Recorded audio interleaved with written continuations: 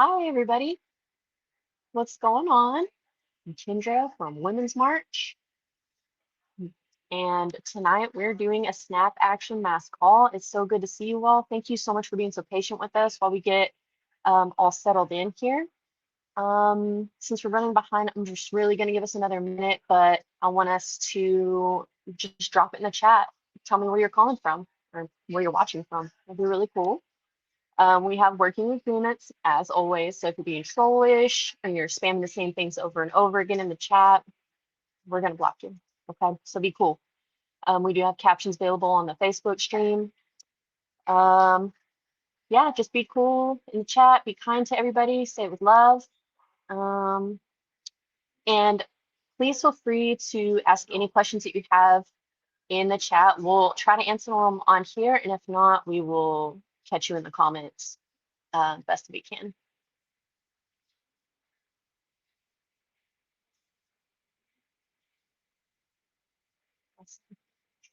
Oh, okay, good. I'm glad everyone can hear. What's up, New York? You guys are having a great day, huh?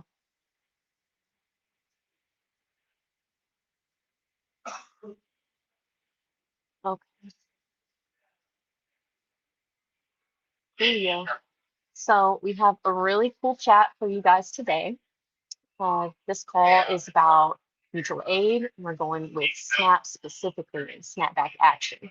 So thank you for showing up for this emergency call. I mean, SNAP actions for SNAP. That's what we're doing. We're gathering in a moment of deep crisis and deep possibility across the country. Millions of people are being cut off from the food assistance that keeps families fed and communities alive. SNAP, the Supplemental Nutrition Assistance Program, isn't just at risk, it's being weaponized. It's being used as a tool of cruelty to punish those who are struggling instead of supporting them. We refuse to stand by and watch our people go hungry. Tonight, we're grounding in both truth and action to understand what's happening to SNAP, to name the harm being done, and to lift up the people and movements that are refusing to let anyone go without care. We're joined by the Center for Budget and Policy Priorities, CBPP, to help us understand what SNAP is, why it matters, and how these cuts will impact millions of people across the country. We are also talking with Representative Ro Khanna, who will offer insight into what's happening in Congress and what these attacks on SNAP reveal about the larger political fight for dignity and survival. And Moonlight Movement, who will show us what mutual aid looks like in action through their SNAP kitchens, a model for communities everywhere to build collective care, resilience, and resistance from the ground up. Because while they dismantle our safety nets, we're building our own with compassion, with creativity, with community and power. So take a breath, fill our shared streets, ground ourselves in the truth and in the airport, and know that this is what we do. When the system fails, we take care of us. Okay, so let's welcome our first guest from the Center for Budget and Policy Priorities, Amy Bikiko. Thank you. Yeah, and me to Chico. Appreciate y'all and appreciate y'all having me. I'm new to this space. Yeah, my name is Emmy. I use she, her pronouns, and I am the SNAP State Strategies Manager at the Center on Budget and Policy Priorities. The Center on Budget and Policy Priorities is a anti-poverty think tank. So we work on, in addition to SNAP, that we work on Medicaid, we work on immigration, we work on TANF, housing, state budgets, federal budgets. But I sit firmly in the SNAP space. And so, as y'all know, I've been quite busy. So I appreciate you reminding us to take a breath. I've been doing a lot of that as of late. So yeah, take a breath. I'm going to start with the most immediate, which is the shutdown. And I already saw some folks in the chat that were asking a couple of questions about the latest. This is literally a situation that is changing, like truly by the minute. Like I had sort of a sense of what I would share on this call before I went into a yoga class tonight. And then by the time I was out, it had changed. And I see, yeah, there's a mix of folks depending on like if you if you are on SNAP right now, or if you're thinking about applying, or you're in community with folks. So I'll kind of like lay out the latest. Unfortunately, though, I will say there is just not as much clarity as there really should be at all. So essentially, I think we all are aware, right? Since the shutdown and since the Republicans' refusal to extend the premium tax credits for folks on the ACA or Obamacare, the healthcare marketplace, since the Republicans have refused to do that, which would result in a skyrocketing of folks' health insurance, the government has been shut down, and because of that, there is a bunch of things I don't need to super get into about how funds are appropriated, but SNAP had already been appropriated through the end of October. If you're, again, on SNAP, you understand that you should have gotten your full benefits in October. Come November 1, that has now paused. The funding hasn't been appropriated or set aside, and the Trump administration and the USDA was refusing to do so. And since they were refusing to do so, and trying to play political theater with people's lives and try to blame Democrats for something in which, again, it currently is Republicans that control the House, Senate, and all agencies in the administration. So they were firmly the ones who had the power to ensure folks have SNAP. There's a number of lawsuits. I won't get into the details about all of them, but we can always follow up and say more. But essentially, there was 2 different lawsuits that had rulings. One of which was a ruling that came out on Friday that said that the Trump administration had to use the contingency fund, which was essentially emergency rainy day funds that's set aside for exactly this purpose, and that they had to use that funds to give it out to SNAP benefits. Unfortunately, it's about $8 billion to cover the entirety of SNAP benefits in a month. And that fund, originally it was said there was $6 billion, and later they said there was $4 billion. So there's a little bit of confusion of exactly how much funding there was. Regardless, either way, that's not enough money, which would mean that not everyone will get their full benefits. So they were ordered to release some of the contingency funds Friday. They, were attempting to do so. They did some really poor math. And we actually at the center released a paper or a blog and a tweet earlier in this week, which pointed out that their math was incorrect. The way in which they were calculating the cut. They were basically saying that all folks would receive a 50% cut, but that actually isn't the case because they were basing that on maximum benefit, which again, for folks in the chat that are on SNAP, that not everyone gets the maximum benefit. There's actually, only a small group of folks that do that, which means in reality, most people will be seeing a bigger cut. So again, can get into the math of it. We put out something almost very quickly after the USDA said, oops, yeah, we're going to change our math, which is great because that means that it would be more like a 35% cut. However, that's still a 35% cut when we are sitting on the funding that we could actually do it. Now, the latest development, though, is that, again, today, just earlier today, end of day, 5 p.m., ET, there was another lawsuit in Rhode Island. That judge just ruled that the Trump administration has to do whatever it can to transfer funds to fully fund the program, which is what we want. We want everyone in November to get 100% benefits. We don't want any reductions. However, the DOJ came out about an hour ago or so and said, the Department of Justice said that they're going to be appealing that decision. Here's where there's no clarity. I wish I could give it to y'all. We don't know exactly what that means in terms of timing. But the bottom line is that states, no matter what, there's going to be a delay in getting food stamps out because regardless of whether it is the full or whether, depending on the appeal or the reduction in benefits, all of that causes delays for the state. So what we really would love for the administration just to do is to commit to fully funding it so that folks can use their normal channels of trade just to get out this funding. So that's the latest. The latest is that the judge ruled you have to do this. You have to fully fund this program versus the previous ruling said just use the contingency funds. So that's the difference between the 2 rulings. And now the DOJ is appealing that decision. So that is the latest on the shutdown. And I wish I had better news on that. But again, the target there is to, most particularly for folks that have Republican Congress members, continue to reach out to them to show what's happening to your community and say, this is just not right. Don't play, politics with people's food. It's the month of Thanksgiving. People shouldn't be skipping meals or cutting meals at any point in the richest country in the world. So particularly Republicans, we really would love to lay the pressure on them to put pressure on the administration.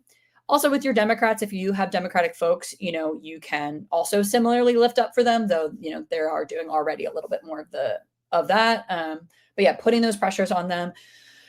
I guess just the other piece on the shutdown, and again, sorry to say that the message is fully fund. Like no matter what, just fully fund it, do it immediately, get it out. That's like the TLDR of it all.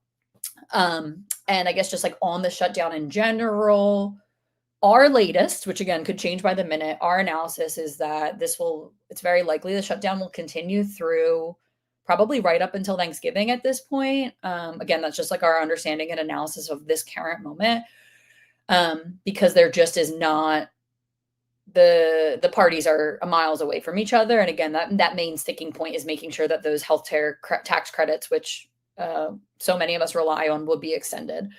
So they are quite far from reaching a conclusion that would end the shutdown. But there are a number of pressure points on Republicans to try to want to compromise and give folks what they want, which is healthcare.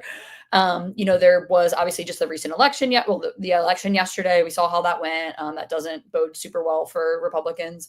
There are federal workers not getting their paychecks and getting furloughed now as we get closer and closer to winter holidays and things like that. Of course, there is obviously the food assistance, huge piece, which we just talked about at length.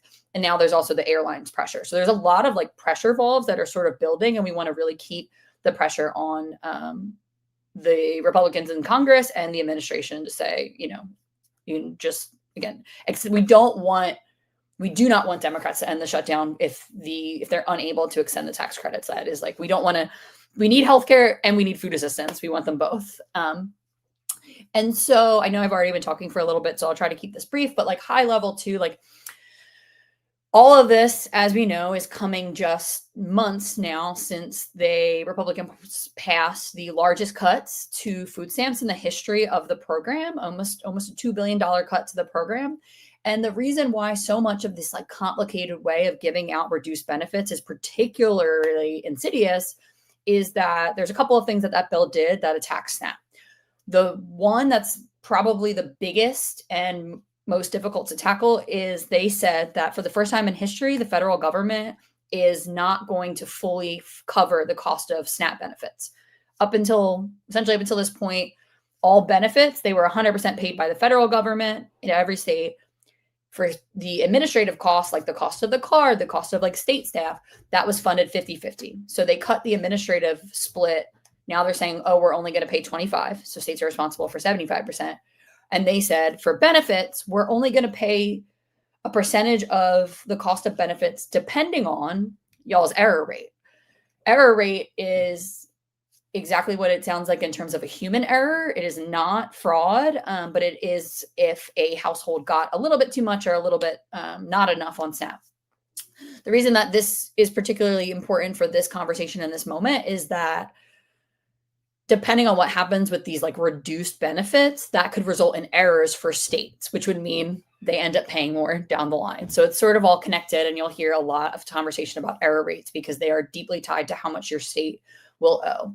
For example, California, with their current error rate, they are on the hook for $2 billion moving forward, which is obviously, as we all know, if we all are familiar with our state budgets, or at least know that no one's sitting on that kind of money, which means that in certain states like North Carolina, there's a very real possibility that states would drop out of the program. So it's a very, very, very serious threat that we are trying to obviously tackle in a repeal and in the immediate delay that will start in a couple of years. And then the last two that I'll flag is that the other major changes from HR 1 were on work requirements. So as y'all may probably know, there are pretty strict work requirements for folks that receive food assistance. You have to work what was previously called an able-bodied without dependents. If you essentially were a single person without children, you had to work 20 hours a week every single week and prove that you were doing it. Otherwise, you could only get SNAP for 3 months. There were some exceptions to that rule, like if you were a veteran, if you were unhoused for obvious reasons, or if you're exiting foster care, you were exempt from those and you didn't have to do that really, really harsh work requirement.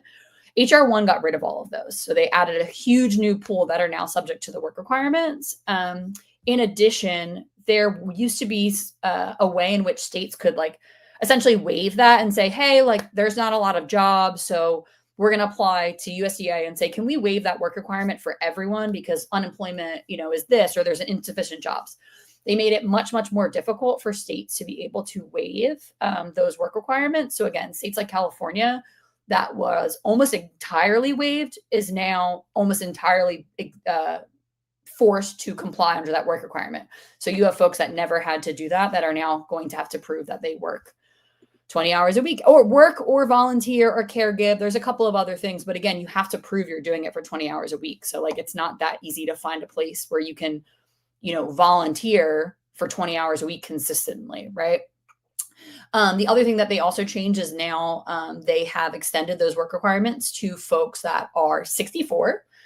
So they have increased that age. And now it used to be if you had any children, you did not have to comply with the work requirements. And now if your child has to be under the age of 14, if you have a 14-year-old, a 15-year-old, 16-year-old, 17-year-old, you are now required to comply with the work requirements. So again, even after the shutdown, as you all know, and it's clearly on your radar, like there's just so many other attacks on SNAP that are going to be coming into effect very, very soon. And then last, like major one, there's a number of other things about SNAP. But the other major one is they also, as we know, foods assistance, most safety net programs in the United States are very, very limited for folks that are undocumented.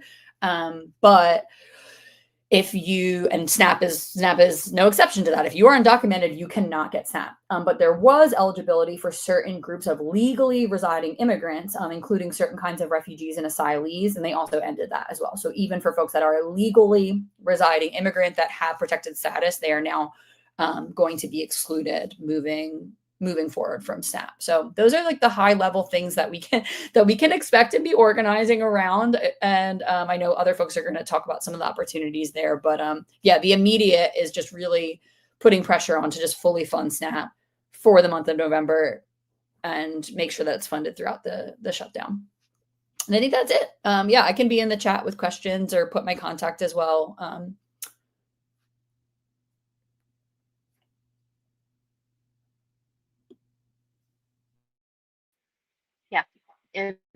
We had a bunch of questions pop up in the chat, and that was a lot of not great news, but just as a reminder, just so we're keeping in mind, even whenever our government falls behind, lets us down, disappoints, we all got each other, okay? So stay grounded in that. Stay remembering that your community is around to support you and never checking on you, okay?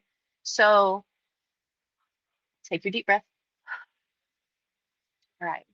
Now we're going to talk to Paul and Nassim from the Moonlight Movement, and they're going to talk about what they've got cooking for snapback actions.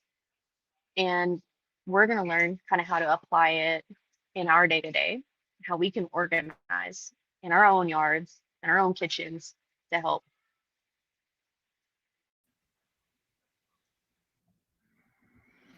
Hey everyone, thank you, Kendra. Thank you, Emmy, for that incredibly thorough overview about what's going on with SNAP. I mean, that really was so much better than so much of the information that we can find in the news to hear from a genuine expert about how people are feeling this and understanding sort of the policy and where it hits people's livelihoods in day-to-day life. My name is Saul Levin. I'm a organizer with a group called Moonlight Movement. I used to be an agriculture, food, and environment staffer on Capitol Hill. And we are organizing and supporting people to fight back against these draconian attacks on the SNAP program. And so I wanted to share a little bit about how we're doing that and how we're thinking about it. Someone asked a really pertinent question in the chat a few moments ago that is, I think, a good segue into what we're going to be talking about here, which is how can SNAP, this was a question from Dana, and the question was, how can SNAP advocacy be integrated with other food security efforts like food pantries and soup kitchens and food rescue? And I want to actually start with that question, even though we'll have time for Q&A later, because that's precisely what we want to talk to you all about today. There's advocating on SNAP and food insecurity and food issues, which is really important. And then there's providing food for hungry people and communities, which is really important. And our suggestion from Moonlight Movement, from Women's March today, is that actually integrating those things is the most powerful, because the people who need political education and information about who's screwing them over, who's cutting SNAP benefits, are often the same people who are coming to get food, and who are coming to food pantries, soup kitchens, etc. I'll start out by saying a key statistic, which is that for every meal that a food pantry feeds someone in America, 9 meals are covered by SNAP. And so the breadth of these SNAP programs that Donald Trump is trying to dismantle, destroy, and not pay for is enormous. I mean, we're talking about more than 40 million people relying on these programs. And so, even with the courage and grit of people who are organizing soup kitchens and food pantries, they cannot cover that magnitude of people.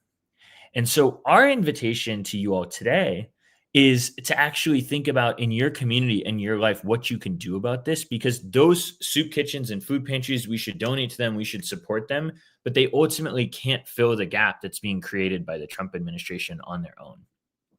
And what we've been organizing in our community, and supporting people to organize, are programs where you mix these two things together. So you say, we're actually going to gather food from our neighbors. A lot of restaurants will give food away for free, and we're going to share a toolkit after the call about how to do some of these things. But you and your next door neighbor could get together and say, hey, we're going to set up a little SNAP kitchen. And we're going to go to the sandwich shop down the street. We're going to, buy canned beans and foods and things like that, and connect with populations who are getting cut off from SNAP and actually distribute this food. But we're not going to stop at saying, here's some beans. We're going to say, hey, here's a piece of paper that we're putting with the beans, and we want to just have a conversation and say, hey, this is actually happening, not as a random what's going on in DC thing, but there's actually a specific set of things going on, which is that the entire Republican Party has decided that they're going to cut SNAP for millions of people, both because of the shutdown and through their policy afterwards. And they're trying to pull people off via work requirements and these other tricks to basically feed less Americans.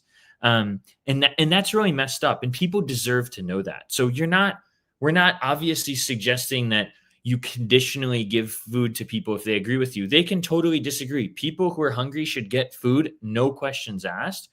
But people are also hungry for information. People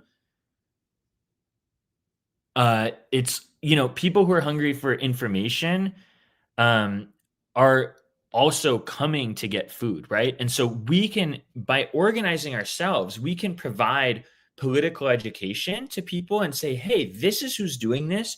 These Republicans, this president are deciding to cut SNAP tremendously. And at the same time, like, we're trying to fill in that gap because we're good people. We're, with Women's March or Moonlight Movement or whatever group you're with, and we want to feed our neighbors because we don't believe that kids should go hungry. We don't believe people should go hungry. It's not appropriate. It's not what this country's about. And this is where churches and community groups are stepping up.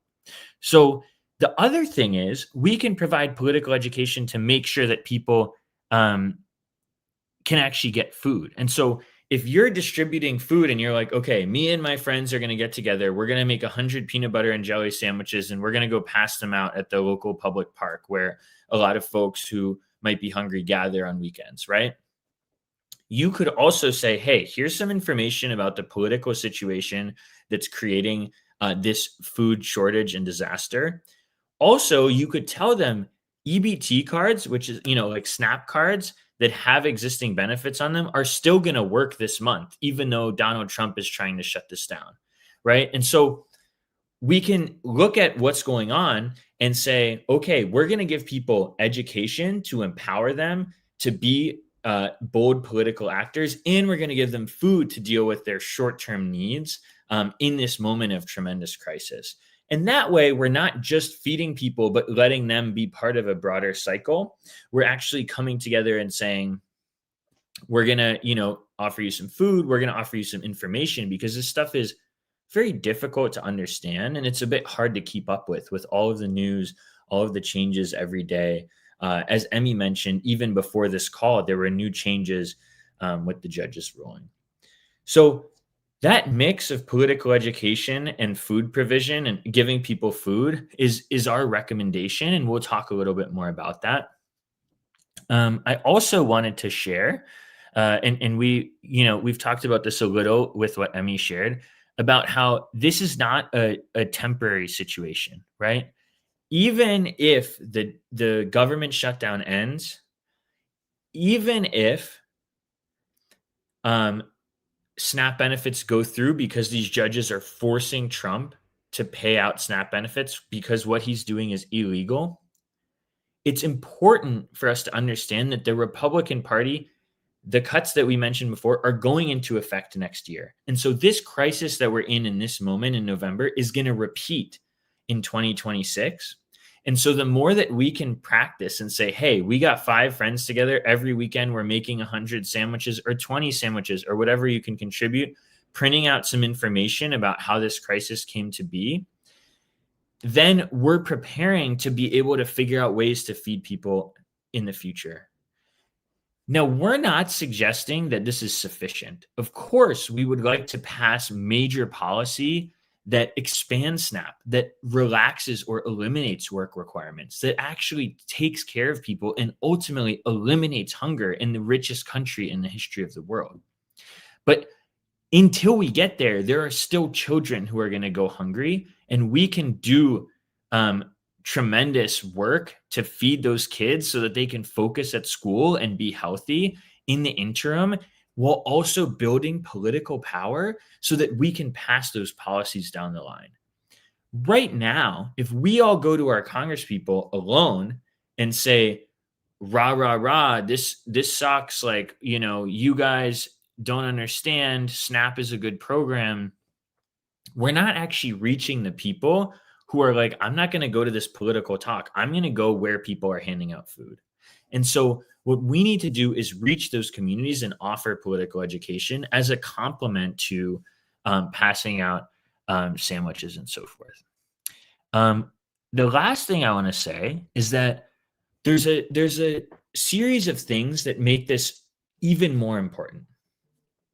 There are food pantries in this country, in fact, most food pantries, who do tremendous work, have extremely courageous people working there who are feeding unhoused people, fired federal workers, immigrants, and others who need access to food. Maybe their SNAP got cut off. Those people often can't talk about the political landscape because they need someone to give them food. And so they say, oh, well, we're not really involved in the politics. So they're handing out food, but they can't say, hey, this is actually Donald Trump's fault. Like, this is very clear. The Republican Party voted to cut SNAP and the Democratic Party voted to keep it going. There's some exceptions to that rule, but in general, a lot of the food pantries who do this amazing work aren't in a position to talk about this and do political education and organization. And so the folks receiving food aren't getting access to accurate information about what's going on. And so our invitation is for you to come in and play an important role in educating these folks in these communities while giving them food. And anyone here can do that, because I know y'all have some can of type of beans that you don't like, so you've never used in your pantry. I know you live near a Jimmy John's where you could go and say, hey, could you donate some food at the end of the day? And again, we're going to pass out a toolkit after the call that actually invites people into doing some of that work in your community with your friends from No Kings rallies, wherever that may be. Now I'm going to pass it over to my colleague Nassim to talk a little bit about some of the core messages that we can pull out from the important research from the Center for Budget and Policy Priorities that we can begin to talk about when we're talking to communities. Over to you, Nassim. Thank you, Saul. I'm very happy to be here. My name is Nassim Ashford, and for me, I'm speaking with a background in public health. I'm also speaking as a former federal employee, and I'm speaking as a former person working on Capitol Hill with many of these policies as it concerns food access.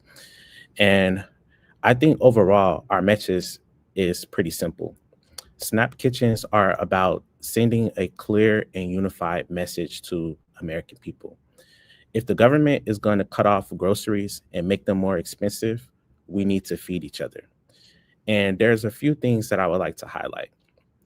With the current trends, it's guaranteed that kids are going to go hungry. Millions of children rely on SNAP for nutrition every month, and those funds are drying up, which will interrupt kids' health and their studies. And we all know that kids need access to food in order to learn and be in a prosperous environment. This crisis was started in DC. Republicans are trying to take an axe to SNAP by refusing to negotiate the government shutdown and adding restrictive requirements for those who can access SNAP. This is going to guarantee that will be hungry. We have enough money for food in this country. Washington has money to fund gold coated ballrooms, the Argentinian economy, and private jets for secretaries. This is a political choice to let families be hungry. And this SNAP issue is everyone's problem. SNAP cuts will affect children's health, it will affect school performance, grocery prices, and small businesses' bottom line. So this is just the beginning. And as Saul mentioned, many of the issues that are taking place are already slated to start next year, 2026. Right now, we're trying to build an alternative food future. By combining service with education intentionally, this organizing is based on creating accessible, healthy food to everyone within our community. And it's not based on trying to increase CEO profits or fights based in DC. This fight is about everybody. This fight is about families. And this fight is about young children who need food. Thank you.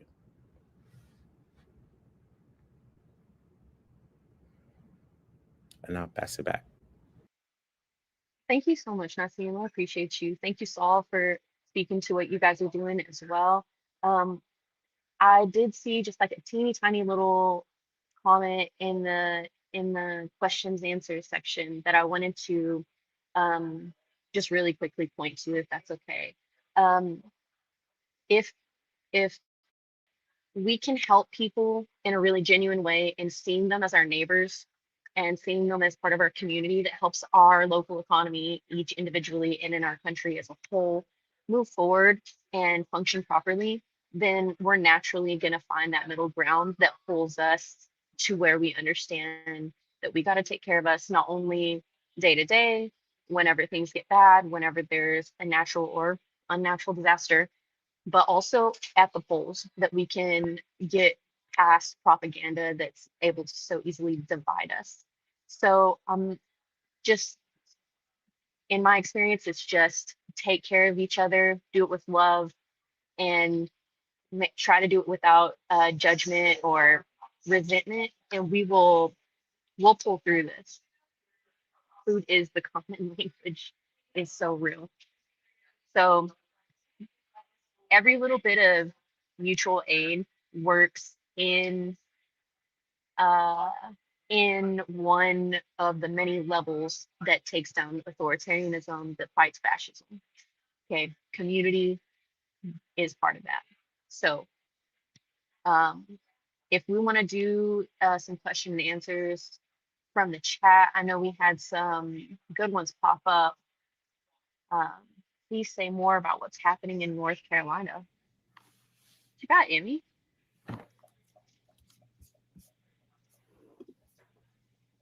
Oh, wow. Sorry, I didn't realize I had already popped up. Okay, great. Yeah, I actually was looking at that question as well. And I'm sorry, y'all. I'm having issues getting into the chat, so I felt a little stifled because I wanted to answer some of your questions, but I'm having a hard time logging in to be able to do that. Yeah. So I was just pulling up. So North Carolina. Okay, so like I told y'all, all of the cuts to what you'll hear in the news in some spaces is what they're calling a cost shift. But what it is, it's a federal cut to food stamps benefits. It's the federal government refusing to abandoning their commitment to financially cover 100% of food stamps, right? And I know this sounds technical because it is technical, and it's not. I think it's intentional that they did it this way, right? But so the cut to benefits and the federal government saying, hey, we're not going to pay you to the states, it's all based on, again, those payment error rates, right? Again, either overpayments or underpayments. It's sometimes on the fault of the agency. It's sometimes on the fault of the individual, not maliciously generally or intentionally, but just like maybe you didn't do the right reductions or deductions or what have you. And that might have ended up your benefits, again, being a little off. But so North Carolina, their current error rate, their most recent data for their error rate, which would be last year, is a 10% error rate. And so according to HR1, if your error rate is higher than 6%, that means if it's higher than 6 but less than 8, you're on the bucket for a 5% of benefits. But if you have an error rate of equal to or more than 10%, which is what North Carolina has, that means you're required to now pay 15% of SNAP benefits. Again, the state was used to paying 0. Now they're saying you have to cover 15% of that, which in North Carolina would be $17 million a year. So it's quite a bit of money that they would be on the hook for. Again, that data is from 2024. So there is still technically time for them to adjust it before this actually goes into effect again next year. But again, it's very unlikely it's going to super significantly change. So you have states that are literally grappling with, are we going to be able to, how are we going to fund this program? And then there's other factors that come into it, but that's just an example of like, and I can even send or drop if folks are curious about like your state's error rate and like what your state is going to be on the hook for this funding. We have 2 links from the center, that a very easy table to find your state's error rate and a very easy table that shows you exactly how much money that would mean. But yeah, it's a huge, huge gap in the budgets that states are now going to be expected to fill. Yeah. So that's just like one example, but they are, yeah. Thank you for speaking to that. That is good to know. Good to know moving forward, especially. So I think we had another question in here that was specifically for Moonlight. Does Moonlight Movement have a printable card that can be included with food distribution? Saul? Yeah, absolutely. I could speak to that. We're gonna share out 2 things after this call. We're gonna be sharing some of the things that Emmy shared and some of the things that we shared that y'all could print out as a sheet of like political education materials. And then we're also going to share a toolkit with some tips and sort of first steps on how to get a crew together to do one of these mutual aid projects and test it out in your community and distribute some food. So the idea is like, how can you find food and get some people together on the one hand?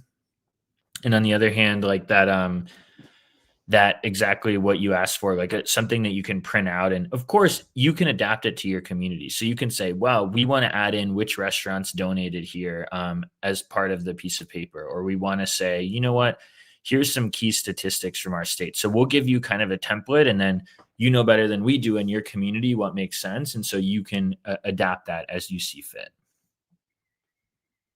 Right. And just like in our community, we would also be like talking about opportunities of when the next upcoming election is, or how to get registered to vote, things like that. Just educational information. So Sam's trying to rationalize our real shared reality that doesn't seem to have any relevance for them. What are the effective pressure points? Thank you, Jay, for your question. Yeah, I can help with that one. Thank you, Jay, for the excellent question. Here's something that they've revealed, right? The Republicans have showed that they're actually very nervous about this, because they're all saying, oh, well, we don't want food to be cut. That wasn't us, that's Democrats. And it's like, wait a second, you guys just cut SNAP for millions of people through the work requirements in HR1 and the big horrible bill. So they actually know that if people understand that they're cutting people's food away, they're going to have a real problem. So the pressure point is information. The Republican Party, and Donald Trump in particular, is counting on people not realizing that he's taking away their food as their strategy. And so what you're doing, if you're participating in this feeding and political education, is you're saying, Donald Trump wants to make you hungry. I'm not going to allow it because I'm a good neighbor. Donald Trump wants you to not know that he wants to make you hungry. And I'm going to tell you what's actually going on and put some facts behind it. And so the pressure point is information right now. You can call your representative and stuff, but even Democratic representatives, if they all vote for this, they don't have the power to overturn SNAP because they don't hold either chamber. And so I think we need to learn by watching the Republicans and seeing how much they're saying, oh no, this isn't our fault. We wouldn't cut SNAP. It's an apolitical issue. Hunger, no one thinks hunger is good. Wait a second. Y'all are voting for hunger. Okay. And so the pressure point is information. And the other thing that I want to stress, Jay, is that it's about showing instead of telling. If we say, you guys are bad, like you guys stink, people are going to be like, boring. But if you're out there, if Jay and a few friends are out there in Arkansas or Kentucky or Michigan or California, and you're feeding people and you're sending a video to Moonlight and Women's Market saying, hey, can y'all post this? We did a really cool food pantry with our friends. We'll help amplify it and tell the story of like, yo, Jay was out here giving people information on what's really going on, handing out cans of salsa or whatever. And it was completely awesome. And then you're showing, it's like, wow, this random person, Jay, had to come out and feed their neighbors because the Trump administration is cutting people's food benefits. That's way more powerful than me saying like Trump is a bad man and he's a loser, because no one, people are tired of that stuff. So I think showing versus telling and then doing political education are really important ways to think about where the pressure points are at. And watch the Republicans. The fact that they're scared to admit that they're cutting SNAP is a very good sign that we're on the right track here. Yes, thank you for sure. Speaking out to these people and just joining into your community is going to be a big method in taking care of each other as we're going through all of this. Um, I can read this out loud if we would like to. The exemption for work requirements for documented disability is still in effect. So folks that have a disability on SNAP should not need to worry about changes for them, though there is broader funding challenge. Hope that answered the question in there. All right, so Stacy is wondering, will the toolkit have different languages for the handout? We are mostly working with volunteers, and so we don't have a lot of languages translated, but I think we're inviting people to like make the toolkit what works for you. So if you want to put it through Google Translate, it might not be perfect, but at least we can do that. That's possible. If you're like, I know a big community that really needs this, can y'all put in some time and translate it? We can talk about it. So reach out, feel free to follow up with us if you have a specific need, but also like, the only way we can feed a lot of people is if everyone pitches in. And so like totally welcome folks to do that translation, or if there's a big need, we can try and see if there's a way for us to pitch in.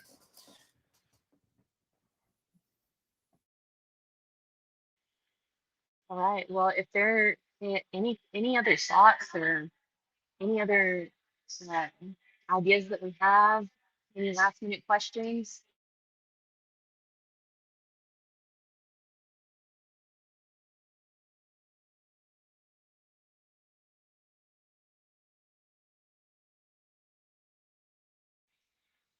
Okay, Janice is asking, maybe just talking to a lawyer about options can help. Mutual aid, does this exist where you are? Just you being here, I hope helps. I mean, if you have your lawyer, Yeah, I mean, if you got a lawyer, that's good. But I think partly the question is about like mutual aid strategy. So maybe I can pass that one to you, Kendra, to talk a little bit more about like why mutual aid is an effective strategy in broad terms, in case some folks aren't as familiar with these types of tactics. yes, I did see a little bit of disagreement on the effectiveness of mutual aid as a strategy. Mutual aid isn't charity, it's not just giving to people, it is part of community building. And fascism is where there is a collection of power in one spot, where it's not shared and allocated for equality. Mutual aid is about building that community, taking care of each other, and um, sharing resources, sharing that wealth, sharing joy. So whenever you do work in those themes and you are taking care to make sure your neighbor is healthy, that they got to work that day, that they were um, able to go and get their medicine, or just able to go to work and have like their child is taken care of somewhere safe, um, while also making sure that your things are taken care of too. Like sharing in that community, you're creating a relationship with those people. That is who you need to look to um, in your day-to-day life for uh, for us to move forward as a whole, as a country. If all of us are looking to our sides and looking next to our neighbors and watching ourselves, making sure we're all fed and healthy, then we're going to succeed. It really will be just that easy. It's not the only thing that we've got to do. There are obviously other steps, but um, checking in, seeing who's hungry. If you see a Facebook post or Instagram post or someone that's asking for help, see what you can do. Just reach out. I mean, the worst that can happen is that you can't help them, but maybe you know someone that can. And this is just um, part of just showing each other that we're going to take care of each other. Is there a functioning, highly organized group that we can start a chapter in our areas? How do we follow up with the organizers presenting? Thank you, Huckleberry Finn. Um, yes. uh, I know Food Not Bombs is a chapter that's like open and available in a lot of areas. But Women's March does have a map on their website that has the availability for anyone to post an action that they've got going on. Um, Other than that, it is check in with your neighbors, your families, your groups, your churches, your uh, whoever is usually involved in your community outreach, and see what they've got available and see what you can do. You don't have to reinvent the wheel. It's actually a lot easier if you're already working with a nonprofit um, or your local food bank, and see who they usually work with, and just see if you can go lend some hours and bring a friend with you. Paul, do you have any other tips or anything like that as well?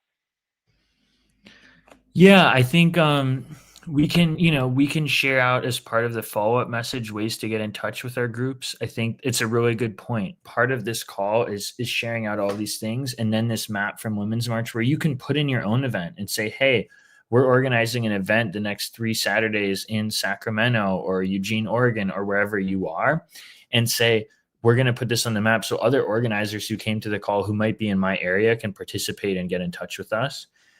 So I think that's a really important tool because this problem isn't going away tomorrow.